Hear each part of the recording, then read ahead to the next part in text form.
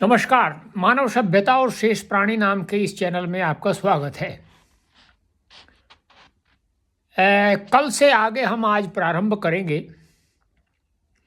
कल जो वेदों के जो साइंस होती है, जो विज्ञान जिसको बोलते हैं वह, और आजकल जो जिसको लोग विज्ञान कहते हैं वह, उसका थोड़ा सा अंतर हमने प्रयास किया बताने का। इसमें मेमोरी का कुछ समस्या आ गई थी फ़ोन में, तो इस करके मैं उसको आगे नहीं डाउनलोड कर सका, लेकिन आज देखते हैं ठीक है। तो उससे पहले मैं आगे बढ़ूं, मैं आपको कुछ बात बताना चाहता हूं।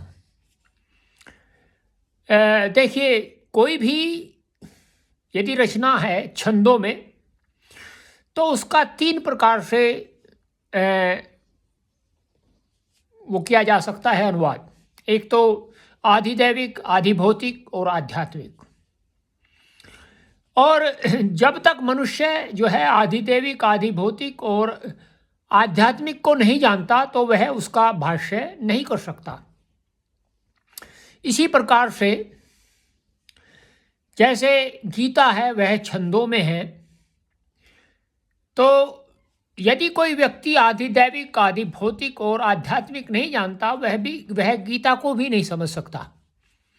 वेद तो बहुत दूर की बात है।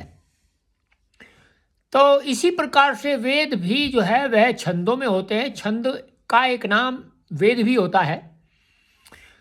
यदि कोई व्यक्ति आधिदैविक, आध्यात्मिक और आधिभौतिक इनके विषय में गहनता से नहीं जानता, वह वेद के विषय में भी नहीं जान सकता।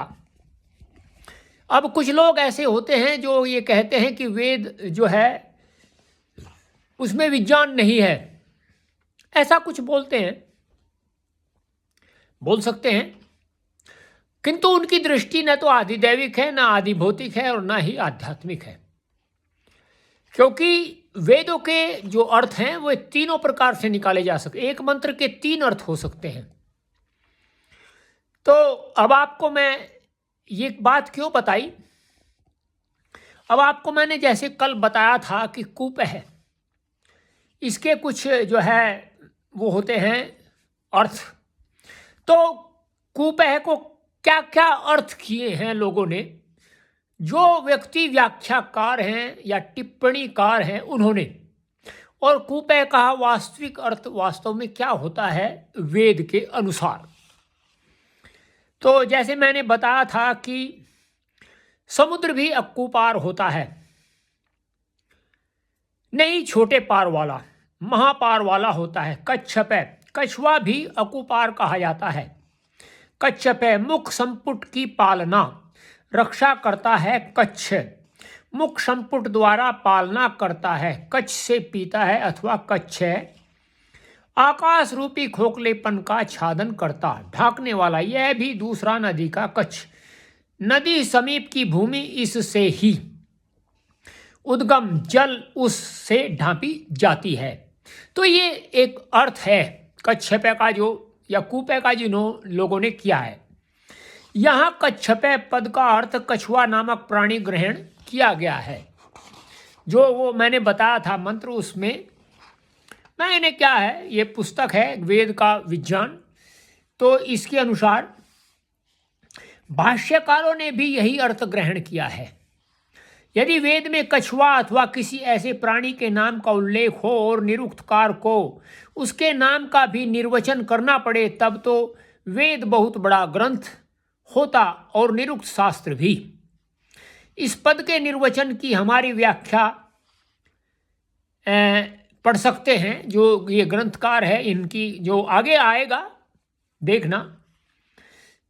कच्छप का अर्थ सूर्य किया हुआ है और कच्छपे के निर्वचन से गंभीर सूर्य विज्ञान का उद्घाटन किया है। अब आप देखिए जो टिप्पणीकार हैं उन्होंने किस किस प्रकार का अर्थ लिया है।